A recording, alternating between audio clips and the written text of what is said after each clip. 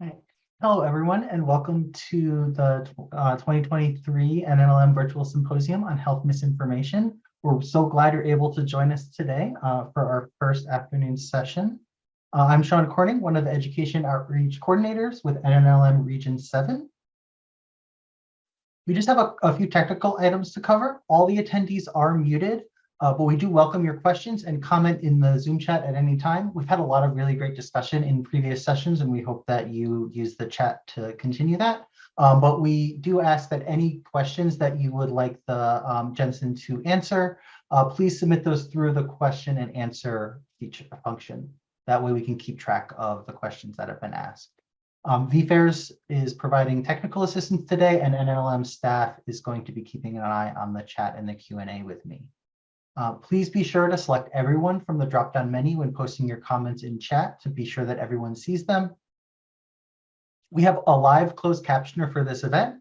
You can access the closed caption by clicking on the icon with the 3 dots and then selecting closed caption. If you would like to share on social media, we encourage you to use the hashtag for the event #HealthMisinfoNNLM. Before we get started, I would like to share a little bit about who we are. The National Institutes of Health is the nation's leading medical research agency. Many of you might be familiar with the National Center for Allergies and Infectious Diseases, which is one of the many institutes and centers at the NIH. The NLM, or the National Library of Medicine, is one of those 27 institutes and offices at the National Institutes of Health. It's also the world's largest biomedical library and produces online resources like PubMed and Medline Plus. NLM, the network of the National Library of Medicine, that's us, is the education and outreach program of NLM, working to ensure that health professionals and the public have equal access to health information. And the NLM is made up of 7 regional medical libraries, 3 national offices, and 4 national centers, all providing training, funding, engagement opportunities, and programming like this to over 9,000 NLM member organizations. So it's my pleasure to introduce this session speaker, Jensen Fisher.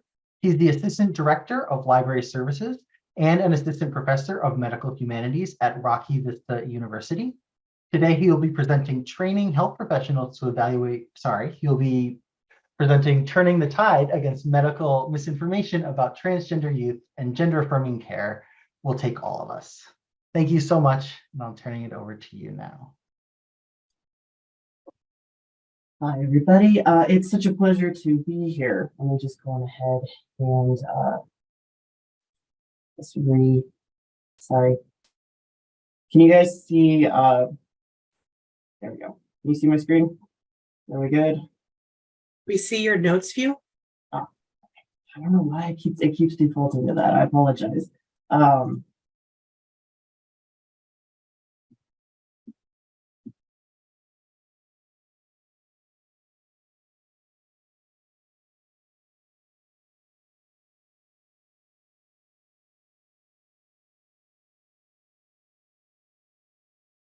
about now? Or is it still?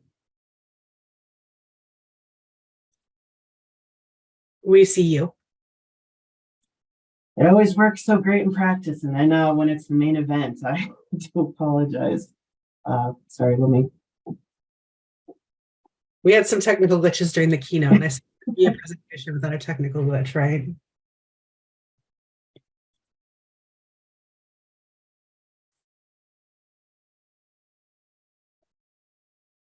All right, how about now? So it is showing the, still showing your notes, but if you go up to the top and click on,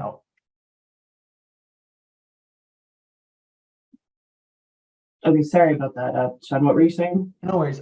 If when you're sharing your screen and you have the PowerPoint go into presenter mode, and you can go up to the top and click display settings on the presenter notes side and click switch display.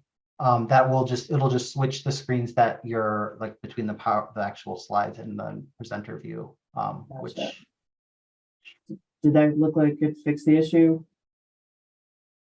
Right now we're not seeing, we're just seeing you. Okie dokie.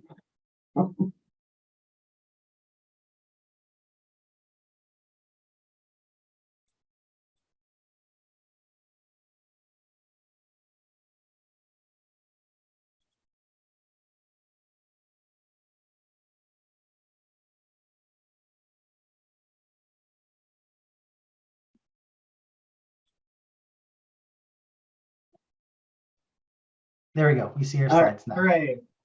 Well, thank you guys for your patience. I do apologize. So today I am going to be speaking with you all about, I guess, turning the tide against medical misinformation about transgender youth and gender affirming care. Now it really will take, all of us. I am going to this is going to be, I think, a little bit different from some of the presentations that you might have seen in this symposium already, because I feel like in order to really understand, the population, I myself am the transgender, man, you sometimes need context. And so you can't really understand a situation, understand the people, that this is affecting unless you know a little bit more about us. And, I think statistics recently, there was a poll that showed that 80% of Americans don't even know a transgender person. So I think that sometimes that lack of knowledge, that lack of understanding can help to perpetuate this idea of fear and, this sort of, if I can be a little bit hyperbolic, it's really easy to turn, somebody that you don't know into a boogeyman-like figure. And all you have to do is really turn on the news these days and see that there is a lot of anti-trans rhetoric going around, right now. And it's having, I think, some really scary, devastating consequences on individuals in my community. So along with talking about the misinformation and some other things, like I just sort of mentioned, I kind of want to give you some context about things. So I'm going to take about 10, 15 minutes to do that. And I definitely want to get into the meat of it. Also, as I was talking to, the amazing facilitators that made this, happen, it's a funny world when the PowerPoint that I submitted a week ago on Monday is out of date in a lot of ways when it comes to things. This is how fast a lot of misinformation is being used to, at the moment, create not only rhetoric, but laws and, actual government legislation that is affecting, this community, its access to healthcare, and the parents, the allies, and the physicians who would treat us. So I'm going to do my best to, also to kind of, as I said, counteract some of my slides to within this week. Some of these stats are not correct anymore, just because of how fast things are moving. So with that said,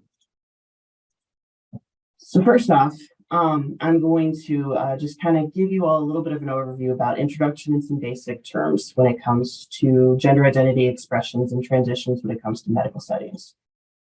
So these are some of the big ones. I don't need to PowerPoint karaoke this to everybody and make you and go through each one and read it. But one of the ones that I want to, talk about is, first off, this whole concept of, transgender is basically a person whose gender identity does not match their assigned sex at birth. Transgender people, just like everybody else, are not a monolith. Some transgender people take hormones, get surgery, do things to medically transition. Other people do not, and that does not make them any less valid. Also, I think in the medical community, we have a lot of growing to do when it comes to holding space for non-binary people.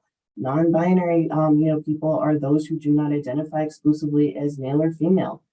They're outside the binary concept of gender. Sometimes people want to turn non-binary people into almost a third gender. And, I will just kind of say another problem with that is that almost kind of creates this illusion or this assumption that non-binary people have to be androgynous. Non-binary people do not owe, anybody androgyny. They can be femme-presenting, they can be masculine, they can be any variation in between. And I think right now, if non-binary people want access to the same type of care that, transgender people do, and also non-binary people can be transgender or they cannot be. Some of these are umbrella terms that are complicated and nuanced. But there's often a lot of times that they're sort of shut out of these conversations and this access to healthcare, because there is still this idea that if you're going to transition, if you are transgender, that you have to reach like this end goal of being a binary person. You are this whole idea that, you woke up when you were 6 years old and realized that you had always been a boy. That is valid, that is real, and that is a lot of people's experiences, but it is not everybody's experience.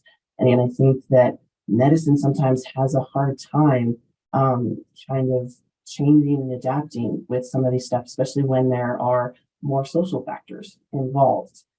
Also, another thing that I want to mention is the term cisgender. I'm going to be using that probably throughout the presentation, and I sort of just want to disclaim cisgender is not a slur. It is amazing sometimes how I sometimes have to go out of the gates and tell people that it is simply a person whose gender identity matches their assigned sex at birth. It is a way to differentiate them from transgender people who do not. Transgender men are men. Cisgendered men are men. They're both men, but they have different experiences, on that. And so this is a word that simply allows people to acknowledge the humanity of transgender people, to acknowledge that they exist. And so sometimes there's a lot of pushback about that. And I'll have to say that it's amazing when a majority has never had a label or a title assigned to them, how that can really create some visceral feelings. I want to ask you to kind of just be reflective if you find that you don't like that word, or if you feel that, there's a lot of talk about transgender people are erasing, others, but whether this is there are arguments that transgender exclusionary feminists have about how we're erasing women, or how, we're changing spaces because we're asking to be in the picture too. So I hate to go off on a soapbox when it comes to that, but that's simply what transgender, cisgender, all of these kind of terms mean, is the etymology of language changes, a lot. In fact, the word transgender was created in the 1960s. The word homosexual was created in the 1860s, but it's funny how the 60s kind of parallel, that. Before that, we've always existed. Transgender people have been around throughout history, but if you don't have the terms for it, again, it's kind of hard to identify that. So again, we have a lot to go through. I've got about 40 slides, so I'm going to have you keep going, but just sort of wanted to set the stage for that. So these are some of the, the current stats in the population when it comes to people who identify with the, as LGBTQ. So a 2020, poll shows that about, 5.6% of American adults identify as LGBTQ. This is really, it's up from about 4.5% in 2017. And this is actually a lot of social scientists think this is kind of a conservative, number, but it's great to see. When it comes to transgender people, we only make up about 0.6% of the U.S. population. Again, a part of this whole thing that I'm bringing this up is because things that you see permeating the news and a lot of social media, and a lot of just talk, is that transgenderism is almost becoming a trend.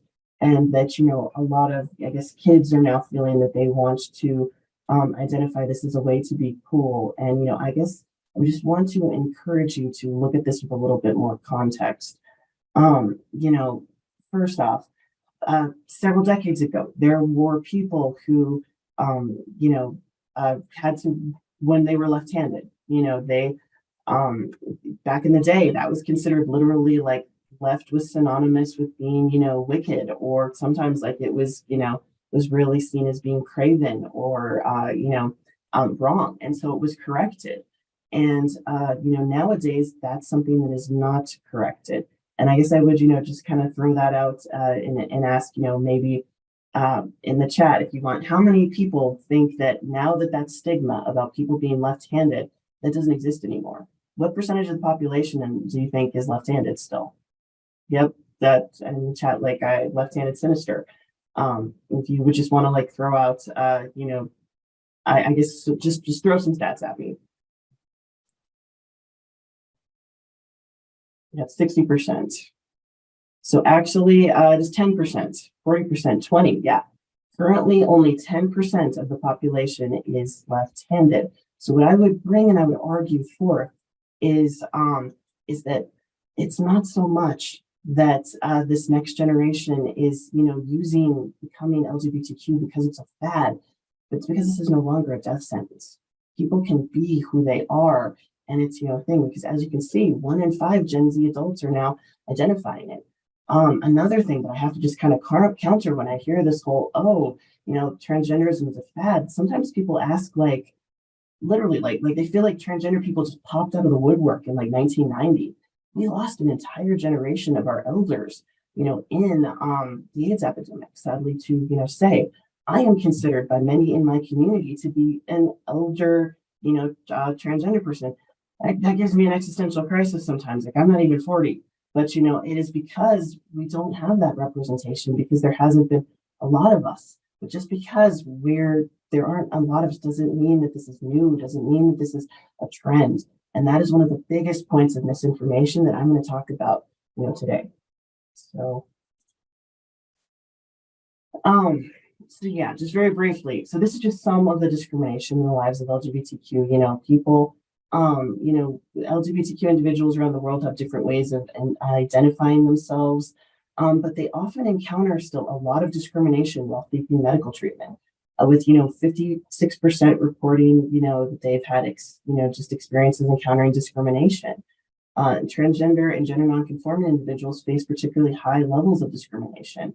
There are basically and this can compound, especially for also LGBTQ people of color and disabled people who are more likely to avoid seeking medical care. Lesbians have a much lower rate of consulting doctors and receiving important preventative care just because they're afraid of walking into an OBGYN office. So there's still, again, a lot of work that we in the medical community need to do to kind of move away from heteronormative norms and make space for people who maybe don't fit into the boxes that society's thought that we do. All right, so again, moving forward, so I'm going to now briefly kind of build on what I just talked about and talk a little bit about skills, spectrum, social constructs, and all of this, type of stuff. And just basically where the LGBTQ has been, particularly in transgender people, from a historical, sociological, and evolutionary perspective. So first off, one of the things that I hear all the time is that, homosexuality is unnatural, and this is like a false idea. And I want to say that, it's actually very common in nature. Studies suggest that around there are 1,500 animal species that practice same-sex coupling. It is actually fascinating, but there are more gay giraffes than there are straight giraffes. And, that a lot of scientists are actually seeing that, gay giraffe, specifically young adult men, tend to pair off and form relationships where they will only go back and engage with females when it's breeding season. This is similar. Walruses do it. Bottlenose dolphins do it. Lions form coalitions where male lions have sex with each other in order to strengthen their bonds.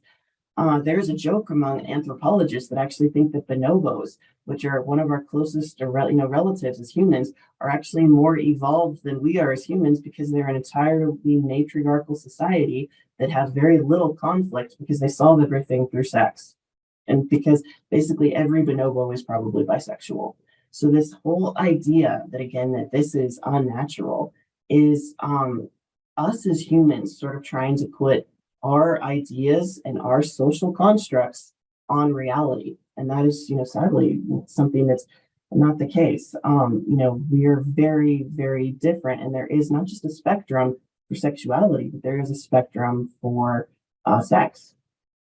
And so these binary concepts of, sex are not as static as we would like them to, be either. So in this case, certain fish species, such as the bluehead race or the California sheephead, they change their sex based on social environmental cues. Same as my friend the clownfish there. One of the jokes that I like to, make is when I'm watching Finding Nemo, is when Pearl passed away, Marlin should have actually become Marlena because clownfish tend to change sexes based on what their group needs them, to be, especially when it comes to the alpha. The spotted hyena there, which is one of my favorite animals. This is another animal that is run by a matriarchal society, but the women tend to be bigger, stronger, have far more testosterone than the men, and there's so much testosterone that it actually creates a pseudo penis. And so, if you'll forgive me for being crass, if you're out on the savannah, the hyena who's bigger, meaner, and has the bigger dick is usually the girl of the group. So our ideas of sex and gender and all these other things are again very much different from how we often like to try to pigeonhole people when it comes to society, and nature is a glaring example of this. So then I also just kind of want to show you, this is Mamori, and she is a gender fluid lioness from the Okavango Delta in Botswana. And she exhibits the physical characteristics and behavior that is traditionally associated with male lions. You can see here, she, they believed her to be a male lion until they actually saw that, no, she is a female. She's not intersex either. She is a female. But she has a mane. She is much bigger than the female lions because there is a large difference with sexual dimorphism in lions than say there is men and women who are humans. And so she has a deeper roar. She tends to be, more dominant and show protective behavior, but her pride treats her like she's still a female lioness. However, all of the surrounding prides treat her like she's a male. So I say this because, male lions actually allow their prides to expand territory and to do, things. So somebody who can do both kind of proves that there might actually even be an evolutionary reason that transgender individuals exist, whether they are someone like me or a Mamori here. So again, just sort of wanted to bring that, to folks' attention. So now, there's also a large spectrum of characteristics and traits that exist within, species. And this can sometimes be difficult when we try to talk to people who say that, they pervert their binary, categories. This is, again, something that I hear constantly is it's not that there are two sexes, that it's that there are two genders, and that's just basic biology. Well, sadly to say, we as Americans don't have a great, literacy when it comes to biology. In, recent, studies where they were, scoring high schoolers, the average score for an American 12th grader was about 150 out of 300. So we're not exactly, shooting stuff out of the park when it comes to it. So a lot of people's ideas, again, as mentioned, of sex and gender, when, you'll hear constantly, people say, oh, well, it's just basic biology. Yes, it is. It's basic biology if you're a 7th grader. When we get into advanced biology, things are much different. And there isn't just, two sexes. There are, intersex people who just kind of like non-binary people often get left out of the conversation when it comes to, talks and things like this. So I'm going and I'm hitting some weird tangents talking about lions and, and various other things, but I really am kind of trying to tie this all together to our understanding of, what it is to be transgender. Because also, I do want to mention, intersex people who I also feel like kind of get lost when it comes to conversations when we really are trying to adhere to this binary and this idea of just, two sexes. But, intersex conditions are so much more common than previously thought. They can affect as many as 1 in every 1,500 to 2,000 babies. So intersex, people are often born with biological characteristics that do not fit typical male, or female categories. And historically, doctors would make the decision of sex for the child, but now doctors avoid surgery and they allow intersex children this wide latitude to come to conclusions for themselves. But, basically 1 in 2,000, that actually means that there are more intersex people that are neither male nor female, but somebody that is, in the middle. Then there are people that have natural red hair or gray eyes. And so a lot of times, again, this gets dismissed in arguments that you try to have about, oh, well, this is just a chromosomal deficiency. Where do we draw the line, though? Because I don't think people with red hair have a chromosomal deficiency just because it's a rarity. But this is where, again, science has not caught up, especially when it comes to, high school level. When I was an undergrad, I minored in physical anthropology. So I took a human genetics class. And obviously we had a lab, and one of my classmates at the time asked, why don't we test our own chromosomes for chromosomal variations? And at the time we were learning about intersex conditions and it seemed relevant. with all the equipment that we had readily available, why weren't we able to do this for ourselves? And I will never forget what my teacher said to me. She ran a huge lab. And so if she were to combine everybody in this course, it probably would have been easily over, 300 people. And she told me if we did that, there would probably be one person every semester from her combined lecture classes that would have to be referred to mental health services. And we don't have that kind of setup. Because can you imagine living your entire life as a man, believing that you are a man, only to find out that your chromosomes do not tell you that? It isn't just the media that's like burying, intersex people in this obscurity, kind of misconstruing what it is to be transgender. It's science too. And our system is currently not set up to deal with what genetics and, and a lot of new information is throwing at us. So again, for the sake of time, I'm sorry, I've got 40 slides to go through, so I'm kind of trying to blitz through some of this. I also just want to show you, like, again, historically, we've always been here. Not just transgender people, but sometimes one of the biggest things, it's really hard to kind of rationalize with people. It's this idea of, back in my day, men were men and women were women, and they just did, their thing. And why is there all this like change and complication now? There's always been variations and, different presentations of how people perform gender and gender expression. Every single person in this slide is a man. In the first block there is a Wakashu, who was basically a boy who was becoming a samurai in the 18th century. And before they were becoming a man, they would actually start dressing and performing and looking like a geisha. It was sort of their way to try to understand femininity and kind of grow emotional intelligence before they became this warrior that had to set aside, a lot of I think childlike ideals. But the fact that they actively engaged in that is fascinating. Then I have, my buddy Charles II on the opposite side of that. And I have to just say, I teach history of medicine, so I always love to sort of show people all of the fun things that girls now get, like wigs and makeup and high heels, were originally invented for men. Charles II there was somebody who really enjoyed, that it made, them look taller. Knights particularly liked it when they were riding. And that's how we even get the word wealthy. Wealthy comes from the word well-heeled. And so it was men and not women who were doing this.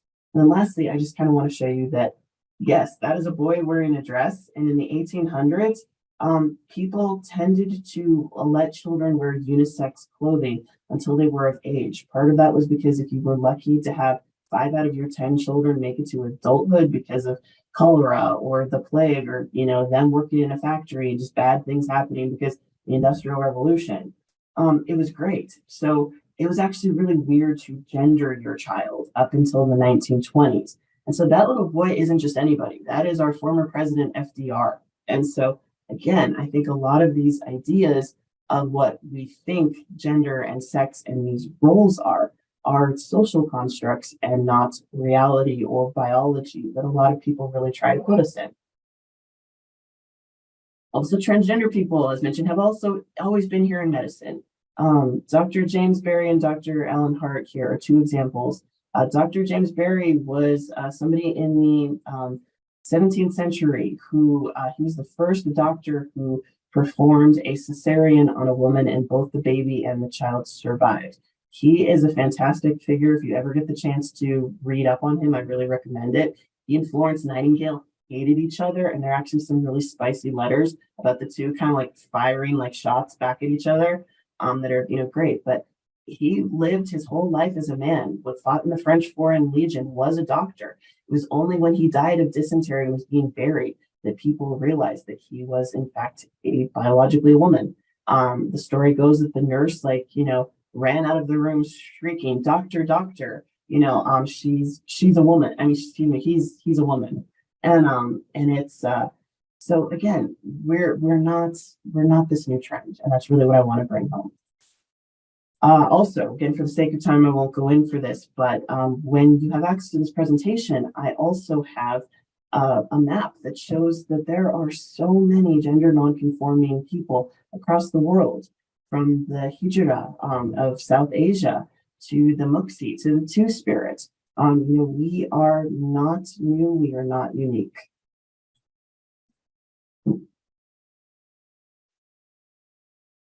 Sorry, I clicked on the map and it messed up my PowerPoint, so apologies. All right, so now we're going to talk about gender affirming care, what it is and what it isn't. So just briefly, I want to just state that gender affirming care refers to the medical, the psychological, the social support that's provided to individuals who are seeking to align their physical bodies and their gender identity. A lot of times, gender affirming care is not a one size fits all, and it's not about forcing people to conform to traditional gender norms. Sometimes this involves, as mentioned, transitioning using hormones, getting surgery. But a lot of the times, this is simply socially transitioning. This is getting a new name, using pronouns, changing your wardrobe, allowing yourself to dress and use gender expression in a way that you previously hadn't.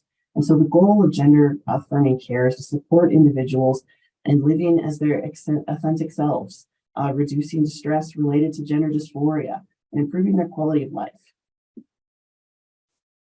So, there is a ponderous amount of evidence on the side of gender affirming care. And so these organizations that I have listed here are just some of the bodies of experts who have done excessive work looking at science and, the population that they're serving. But media figures and politicians who weaponize this care with none of the authority of the scientific backing these organizations have still tend to be the loudest voices in the room right now. And they are overwhelmingly dominating the conversations that are regarding transgender people right now. And I would ask you why. And as a transgender person, the only answer that I have is sometimes I feel like it's simply because they don't want people like me to exist. So very quickly, again, this is the YPATH, standard for care when it comes to children and adolescents, because I'm trying to combat, I think, a lot of the misinformation that you hear. And so these standards of care that you can see here emphasize the importance of, providing this, gender affirming care, but they are emphasized a lot more into that concept of social transitioning. The children that are getting, hormones and getting surgery and all of this stuff are very, very rare. Most of the time, that is only really accessible to adults. If I can, tell you, and this is my own anecdotal information, it took me 9 months to be approved to start hormone therapy. It took a year and a half for me to be able to access my to get top surgery. In that case, I had to get 2 letters of consent from 2 different psychiatrists to almost prove I was trans enough to ride. And so this idea that kids are walking into like their primary care, place and just being like, yeah, I'd like a vasectomy, like they're ordering fries at McDonald's. This is not happening. And I just, again, I can't reiterate that enough. So as mentioned, when you're treating people who are transgender, in a lot of the way that you get access to care, that you get your insurance to pay for anything, regardless of age, is through a gender dysphoria diagnosis. Again, I won't read all of this, for you. One of the, the big takes away is that this has to be something that has presented for months. This is something that shows and causes distress. And a lot of times, as mentioned, in order to get access to surgeries or even hormone therapy, you do not have to see one therapist, you have to see 2. You have to get letters of, basically consent or recommendation that you start this. We are moving into more of an informed consent idea. And informed consent is just the idea that people should have autonomy over their own body. Again, I don't mean to be crass, but if a 18-year-old girl can decide that she wants to get breast augmentation and get, for reasons that are going to make her feel better, it is, there's no checks and balances. That is simply informed consent. This is a person who wants to do a procedure because. And so I think a lot of people are trying to move away from this gender dysphoria diagnosis and move towards informed consent. And this, again, idea that if a person knows what they want, that they should be able to have autonomy over their body on that. But, while clinics and while different states have different feelings about informed consent, gender dysphoria and getting that official diagnosis is still the way that you get access to gender affirming care. I don't love this because I understand on a personal level that being, you know, I guess, having these checks and balances. And again, I'm not going to minimize that gender dysphoria can absolutely be cause a lot of distress, be crippling, mentally, and can really not be fantastic. But we're trying to de-pathologize and destigmatize concepts of homosexuality and being transgender. And when we have this diagnosis, I know that this is how people get treatment, but it still very, very much feels like I'm being defined by a mental illness that's not a mental illness, but is a mental illness. And that's again one of those things that I think that we're still sort of in the burgeoning definitions of a lot of this stuff in language when it comes to giving this sort of care. Because even what we're doing now is worlds apart from what it was even 10 years ago. So like a lot of things, like things evolve, language evolves, etymology evolves, medicine is evolving when it comes to transgender, people in gender affirming care. But again, to reiterate, these are the phases of transitioning. There is reversible. These are clothes. This is hair, shoes, pronouns. This is the social transitioning. Then we have partially reversible, masculine and feminizing hormones and puberty blockers. Then we have the irreversible. And again, to reiterate on how this applies to children and adolescents, almost never will you see surgical interventions until a adolescent is either 18 or incredibly close to 18. Partially reversible is masculine and feminizing hormones. From what I have seen, and again, I'm not a clinician, I'm a social scientist, but I'm actively getting gender affirming care, and I get it through the UC Health Integrated Transgender Clinic. Currently through CU and Anschutz like medical campus.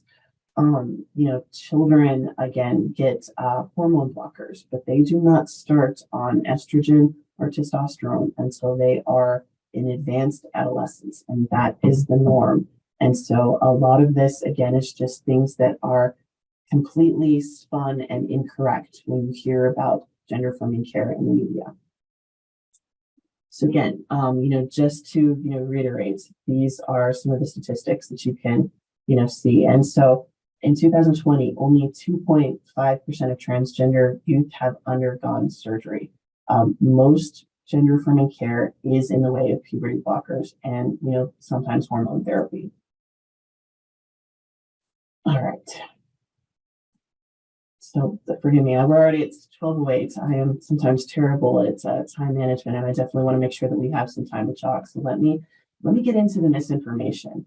And this is where I don't like to tell tales in school. A lot of the times, like when we're giving these type of presentations, we don't want to be overly political. We don't want to, as librarians, especially as I also am that, we want to understand a variety of different opinions, a variety of different beliefs and systems and stuff like that. But there are sometimes just bad information that is bad information. And I would be remiss to not be able to talk to you about, some of the stuff if I didn't call out some of the real, I guess, just terrible studies that have, come out. And one of them is this Littman paper. So like the Wakefield paper with autism and a few other ones, paper has been widely discredited. It has been retracted on the PLOS website, but it is still available for people to read. But basically, Lisa Littman is this person who created this idea of rapid onset gender dysphoria that exclusively targets young girls.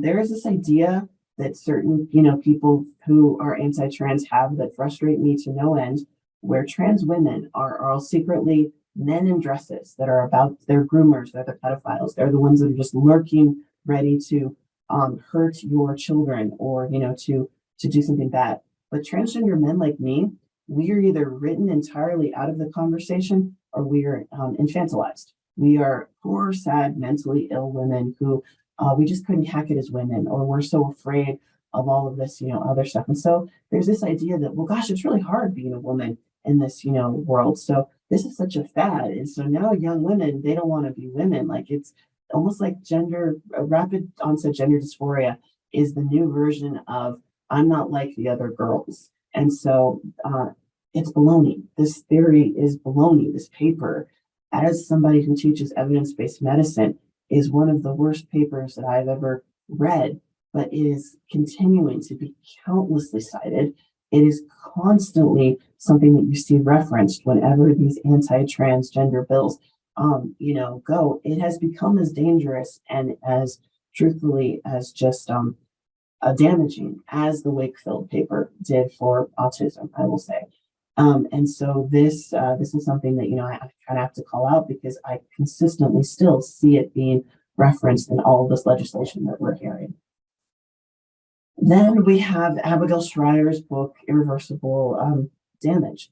This is another thing that really capitalizes on this idea of rapid onset gender dysphoria, about how little girls are being mutilated and disfigured simply because they don't want to be women, and this is against that.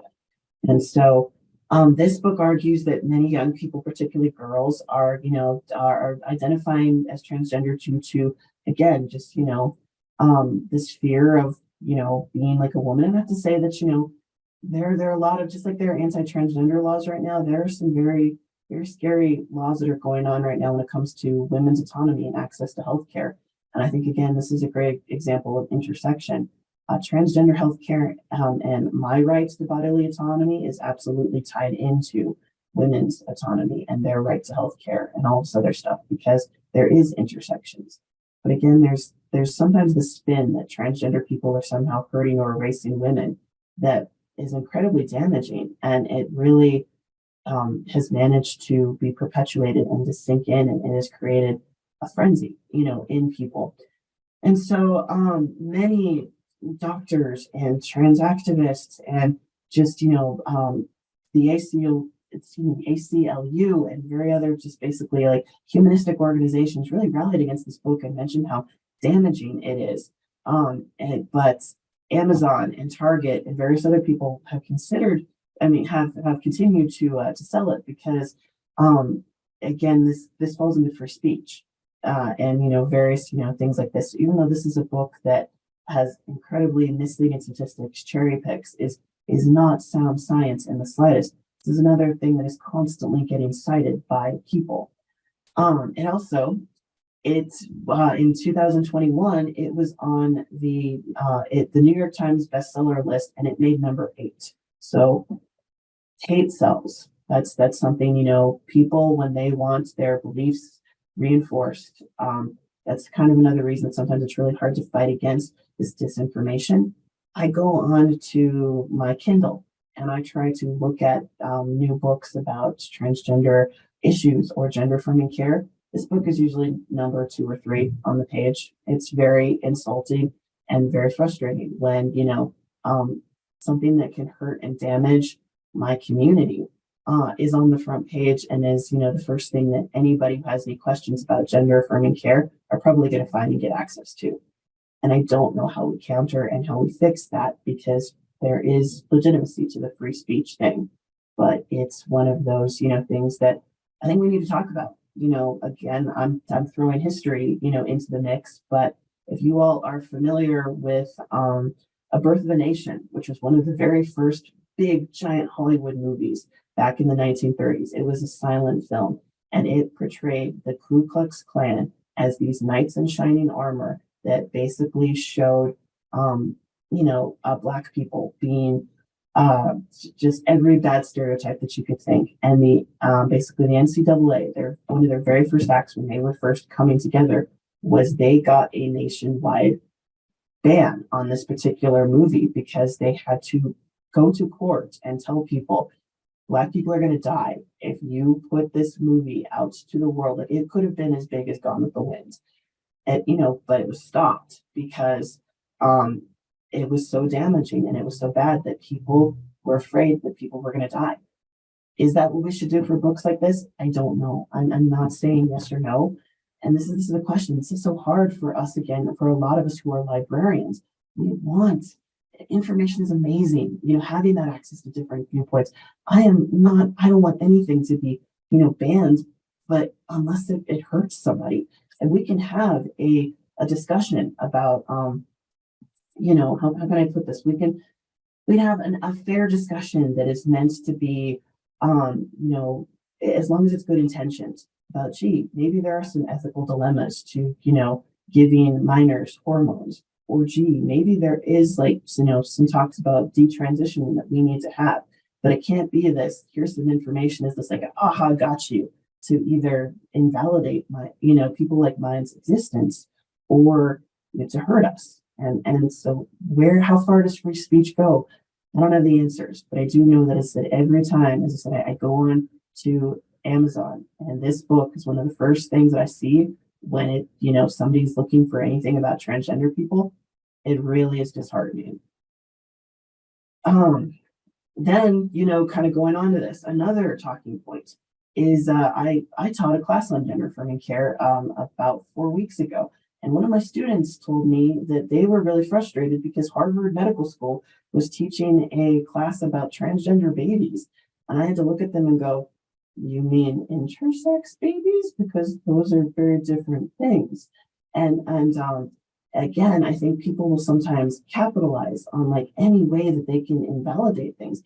So I literally had to go to Harvard's webpage and pull up the seminar series just to show you that nobody is teaching medical students about transgender babies, because I mean, come on, I feel like I shouldn't have to deconstruct why that's maybe a ridiculous thing. Instead, it was a guest lecturer who was talking about gender identities, intersex, and how medical practitioners are gonna come across intersex people in their community. And so this is a thing again that has been cited again and again on certain politicians, radio shows or counterpoints, or again, even in legislation, about how we're radicalizing education in order to perpetuate delusions. And, this is misinformation at its finest. Then another thing I have to just, show, the Daily Wire recently published a story that falsely linked transgender, healthcare to the death of thousands of children. The title was, the FDA document shows 6,000% increase in deaths from using puberty blockers on children. And so the article cited an FDA database basically to kind of, puberty blockers are going to kill your children. Well, puberty blockers are a far range of different medications. The one in particular was Lupron. Lupron can be used as a puberty blocker in gender affirming care, but it is commonly used to treat certain types of cancer, particularly prostate cancer. So they were accessing this whole death, citing a drug use for terminally ill cancer children. So I wish that I could make some of this stuff up, but the cherry picking and the bad science and all this stuff, this is what is making it to the hearings. And this is where, when I say that it's going to take all of us, it's going to take all of us. I need the librarians to be more active. I need the physicians. I guess I'm using royal I when I say this, but because we're talking about all of these bodies of of organizations that support gender affirming care, and we are seeing doctors and librarians and people show up, but it's not the good science that's being listened to.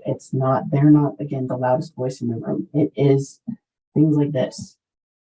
And then the litter box myth, like this thing that basically got perpetuated in my own home state of Colorado. I think it was where the recent resurgence came, where furries are asking their high schools to allow litter boxes in the girls' restroom because these kids identify as cats.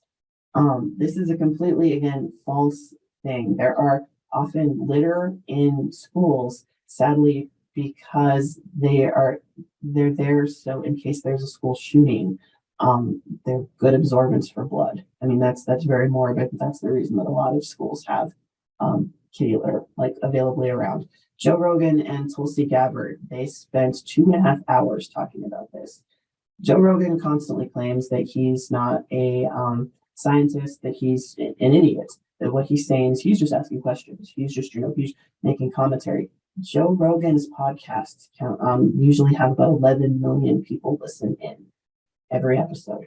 When these voices are the loudest people in the room, it is no wonder that, that there's so much just falseness and lies and misinformation about this community that are going on.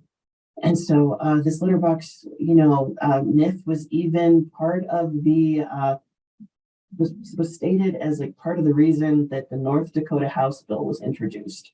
It doesn't matter how many times you debunk it. There's that old saying that if you say a lie often enough, it becomes a truth. And I think that many people who are politicians in position of power right now, they don't care what the truth is, as long as it can continue to, to spread their agenda. They're going to keep using these myths. And then, lastly, there's the 80% of transgender people detransition.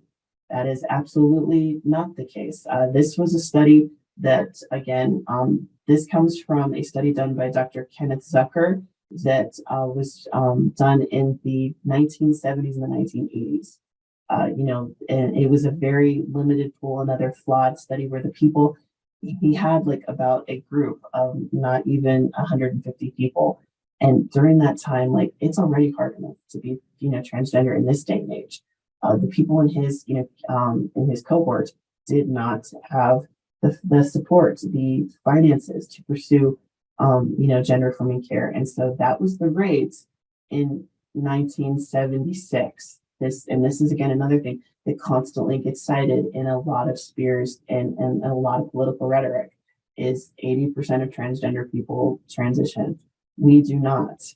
The study actually, there is a lot of bodies of knowledge that, have shown that only about 0.4% of transgender, gender nonconforming youth have detransition. And a lot of it is also not because they stop being trans. You don't really stop being trans.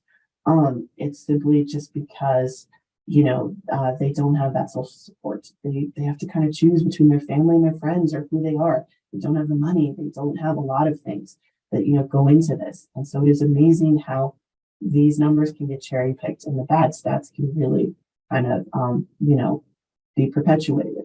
But it also just kind of means that we can't have an actual fair conversation about detransitioning because it is a thing that happens. But as long as people are terrified again, as if we talk about it, that somehow it's going to be used against us, people in my community are really hesitant. We tend to get very defensive and angry at detransitioners, call them traitors, do all this other stuff because whether they mean to or not, their stats are inadvertently have the chance to be weaponized and to hurt us. And that's not fair. We have to be able to hold the space for, when things don't work out. But if we can't have those conversations, and this is even where, transgender people, we need to be able to hold that space for it, but we can't, and we're afraid to when things are weaponized. So again, this is another conversation that it's hard.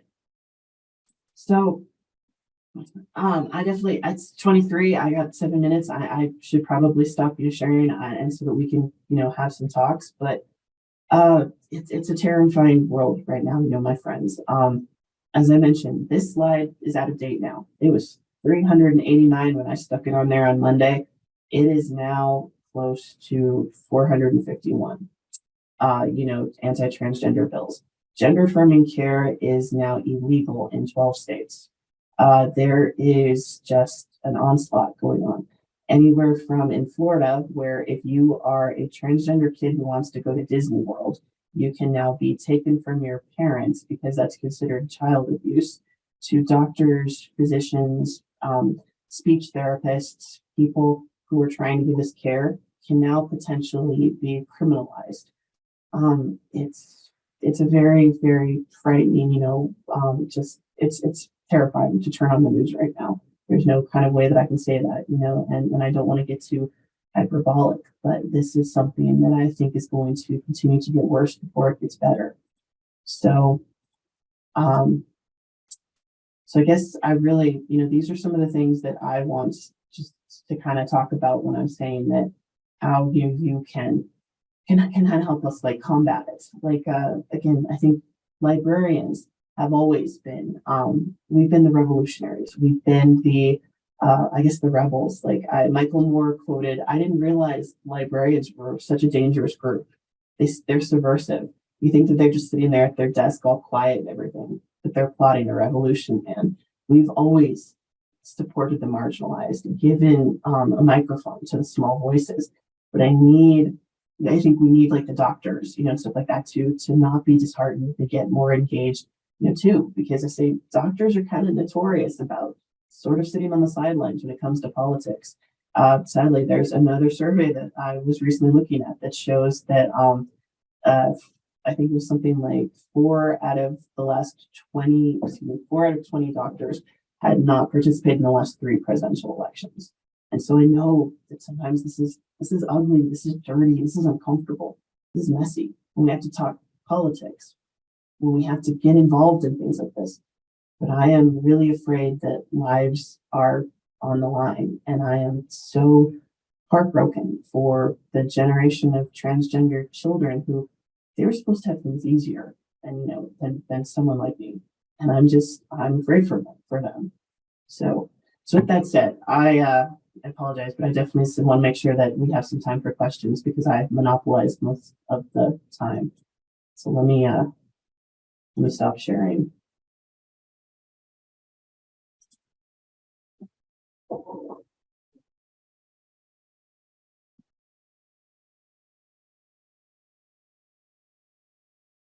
So yeah, so I guess if anyone has any questions, for me, and I'm so appreciative and grateful for your time, and I definitely think that having a dialogue, is really important when it comes to all of this.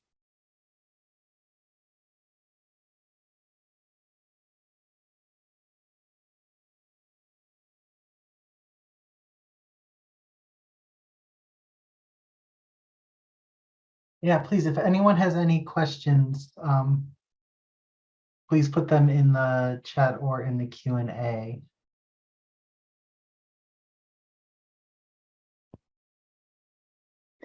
There is a question in the Q&A, and it says, is the term homosexuality still appropriate?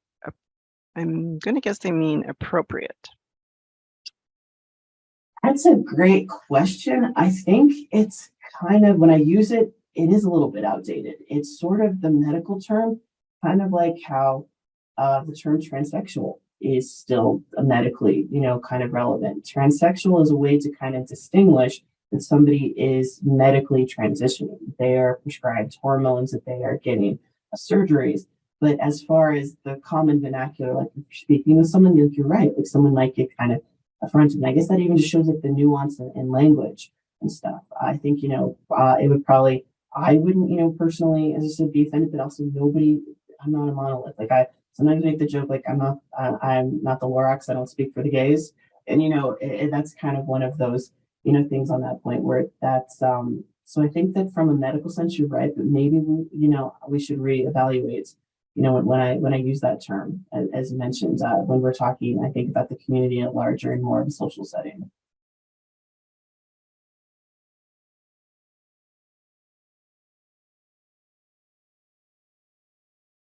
Thanks for that answer. I think another question that came in is, do you have a favorite resource to stay up to date on the latest in transgender care and medical insights?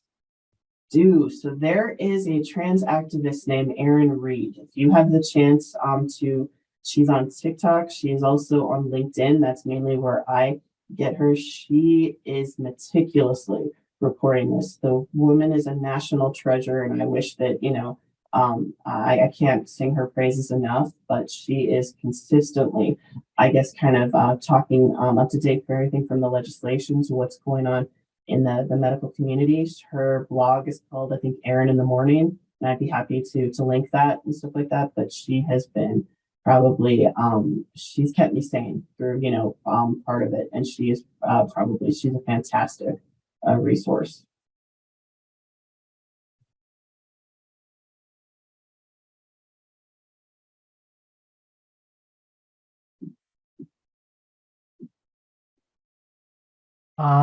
So I think we have time for one last question. From Kenneth Evans, what gives you hope for the future of transgender people? What is a top action or two that we could take as allies?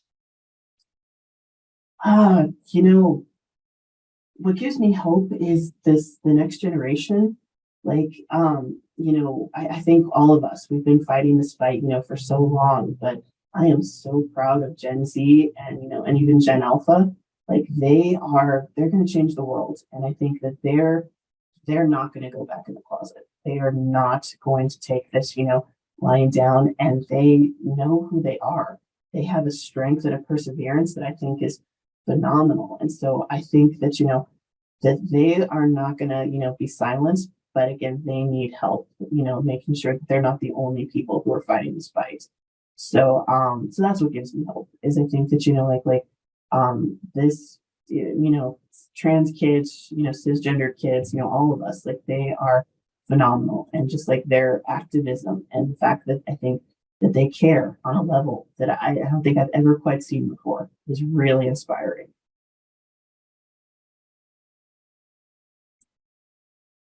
Okay, excellent.